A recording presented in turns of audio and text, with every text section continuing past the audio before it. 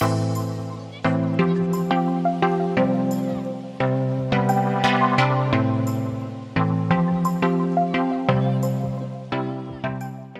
tout en longueur sur la côte occidentale du lac Tanganyika, Kalemi, capitale de la belle province du Tanganyika en RDC, offre aux yeux l'un des plus beaux contrastes au monde. Des monts verdoyants et le bleu du lac Tanganyika. Mais cette beauté naturelle fut entachée au milieu de l'année 2016 par l'éclatement de violents conflits communautaires entre les Bantous et les Twa, suite à une longue marginalisation de tous les groupes indigènes communément appelés pygmées en Afrique centrale. Et résultat, plus de 300 000 déplacés internes, Bantous et Twa, qui n'arrivaient plus à s'entendre et qui commençaient à s'affronter, à détruire les infrastructures scolaires et sanitaires, à détruire les champs, à violer et à tuer. La province a tout fait pour stabiliser la situation.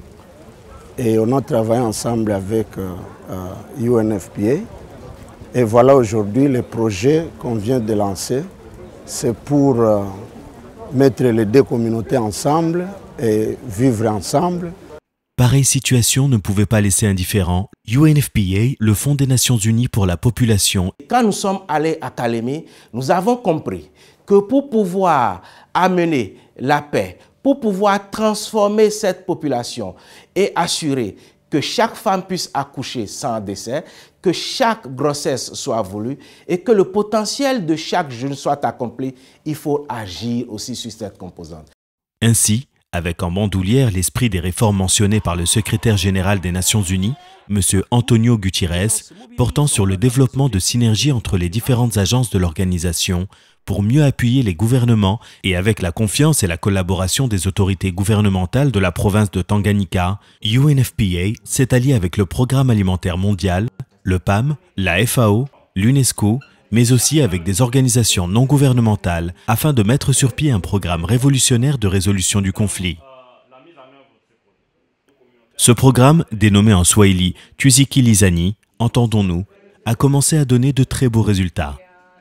Tusikilizani, lancé ici à Kalemi dans une salle pleine et en présence des autorités de la province et des représentants de plusieurs agences du système des Nations Unies, a reçu l'adhésion totale des populations et des autorités de la province.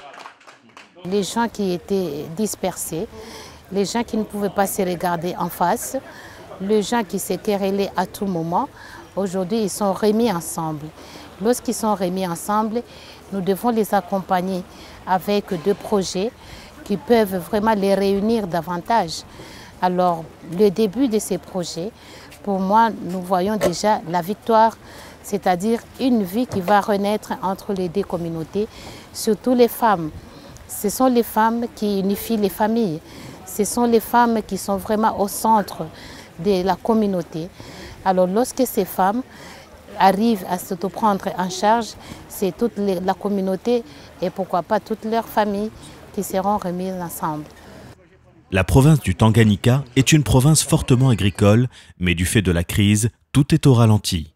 Mais avec la synergie des Nations Unies en RDC, le Programme alimentaire mondial arrive pour établir la sécurité alimentaire en venant en appui à la FAO dans la relance de l'agriculture.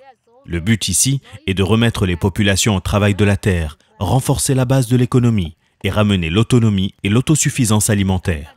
Le conflit a fait en sorte qu'il n'y a même plus à manger dans ces zones-là. Donc la FAO donne les kits. Nous donnons, nous appuyons, nous accompagnons avec l'assistance alimentaire. Et puis ils travaillent. Et puis à la récolte, ils récoltent et ils s'autonomisent. C'est un peu comme ça. La sécurité alimentaire, l'intégration des questions de santé de la reproduction permettent l'autonomisation des femmes et des jeunes filles. Sur le terrain, ici à Kikumbe, nous trouvons des femmes et des hommes bantous et Twa cultivant le même champ. Nous sentons l'ardeur du travail dans une atmosphère joyeuse de partage et de vie commune. La FAO a développé un outil très intéressant. C'est une approche Dimitra. Et dans cette approche Dimitra, il y a les bénéficiaires qui sont essentiellement des Bantous et des Twa qui sont ensemble pour pouvoir renforcer un peu la cohésion sociale. Alors cette approche aide aussi beaucoup à pouvoir sensibiliser une grande masse. Donc il y a une poignée de bénéficiaires qui seront formés et ils seront utilisés comme étant des assistantes.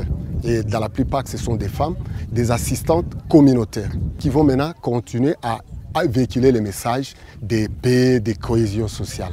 Et cette activité, on la couple avec l'agriculture. Parce que là, ça fait maintenant un point de convergence. Parce que même s'il y a la paix et que les gens ne mangent pas, c'est encore un problème. Alors ici, on associe la paix en mettant toutes les communautés ensemble au travers de l'approche Dimitra.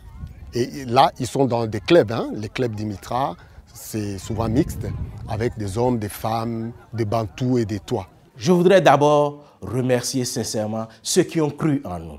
Le gouvernement de l'Islande, le gouvernement du Canada. C'est avec ces deux bailleurs que nous avons commencé le projet pilote.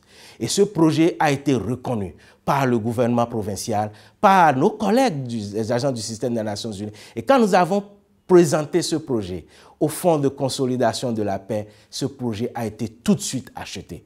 Et aujourd'hui, avec ce projet, nous allons couvrir la moitié de la province de Tanganyika. Aujourd'hui, ce stade qui, il n'y a guère, était broussailleux et vide, reçoit des centaines de spectateurs venus assister au match de foot, opposant par le sport jeunes Tois et jeunes Bantous dans des équipes où se mélangent les joueurs membres des deux communautés. Les jeunes Tois et Bantous participent aussi ensemble à des comités de paix pendant que les femmes Tois et Bantous exploitent ensemble les champs.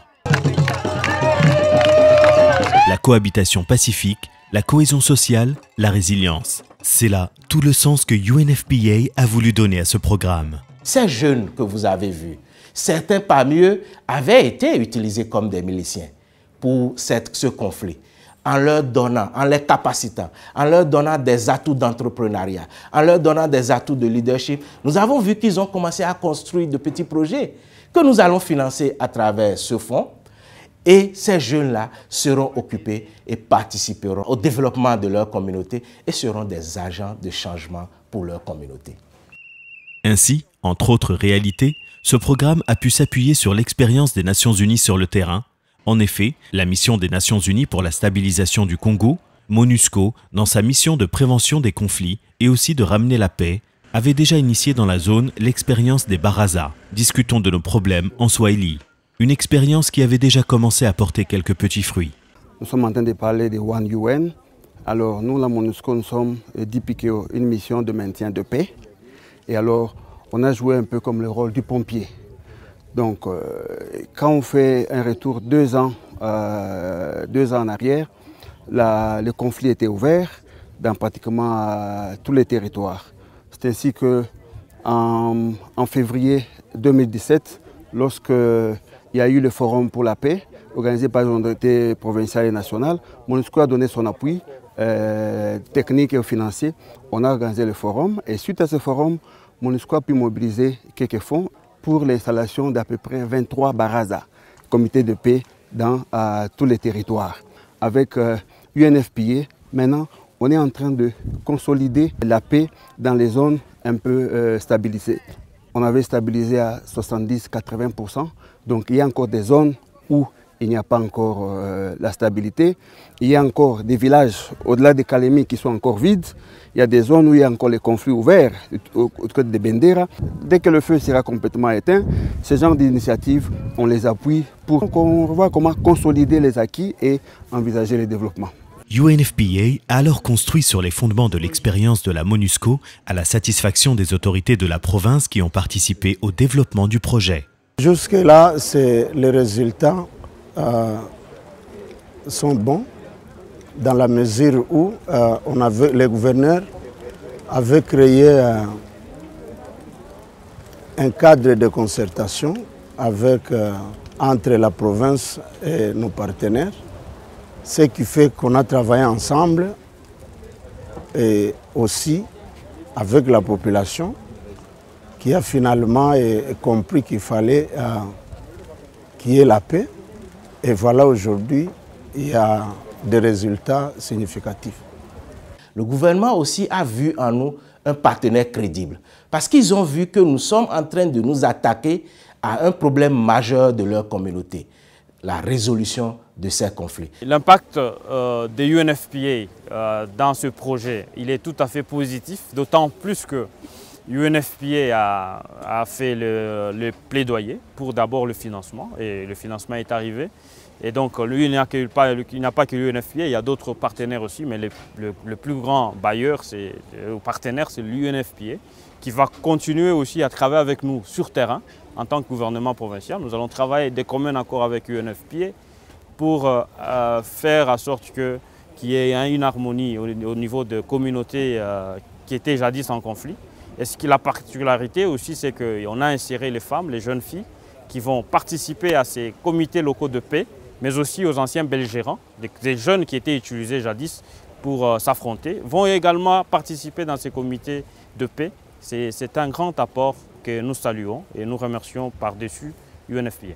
Avec ces projets, on va remonter avec l'autonomisation, surtout avec l'éducation.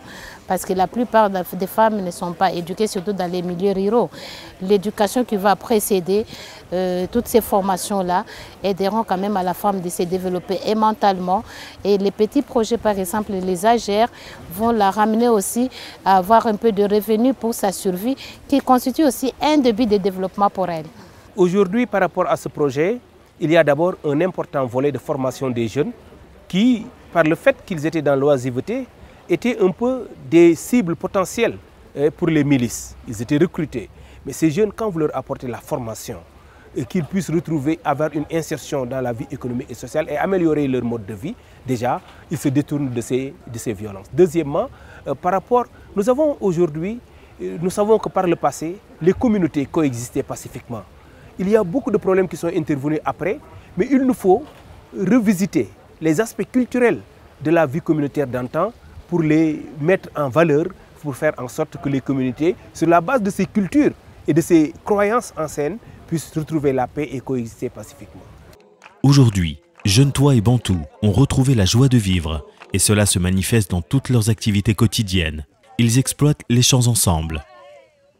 UNFPA se positionne sur ce chantier comme une agence de développement aux côtés des autres agences de développement, du gouvernement et de la société civile. En effet, tout est lié. Et en fait, le Fonds des Nations Unies pour la population, vous l'avez bien dit, nous disons qu'il faut que la femme accouche sans perdre la vie, que toute grossesse soit désirée, mais que tout le potentiel des jeunes soit accompli. Comment est-ce que le potentiel d'un jeune peut être accompli s'il n'y a pas la paix?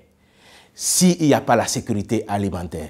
C'est pour ça que nous avons tout de suite fait le lien, en mettant nos forces ensemble, en construisant des synergies.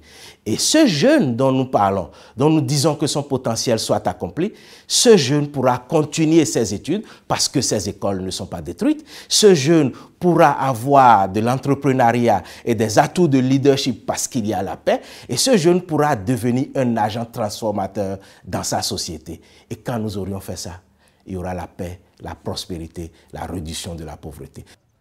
Depuis que nous sommes ici, nous fréquentons un même puits d'eau.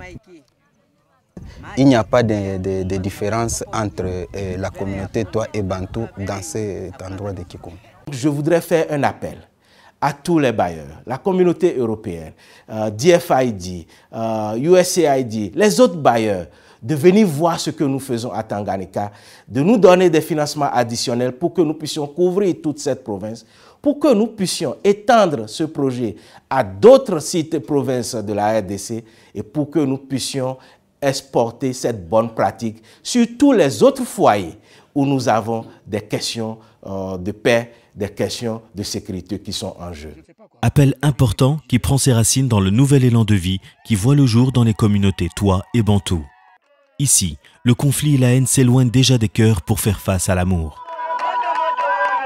Vers le mois passé, on a célébré un mariage de Toi, un jeune Toi qui a fait un mariage à une jeune fille Bantou.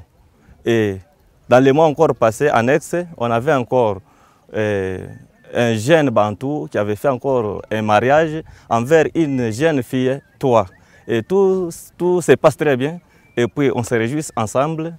Et je pense jusqu'alors, tout s'évolue très bien. Et nous-mêmes, nous avons encore cette volonté de persévérer, dans cette cohésion pacifique et cela va encore réconforter notre solidarité. Allons-nous vers le tout prochain mariage entre un Bantou et une Twa ?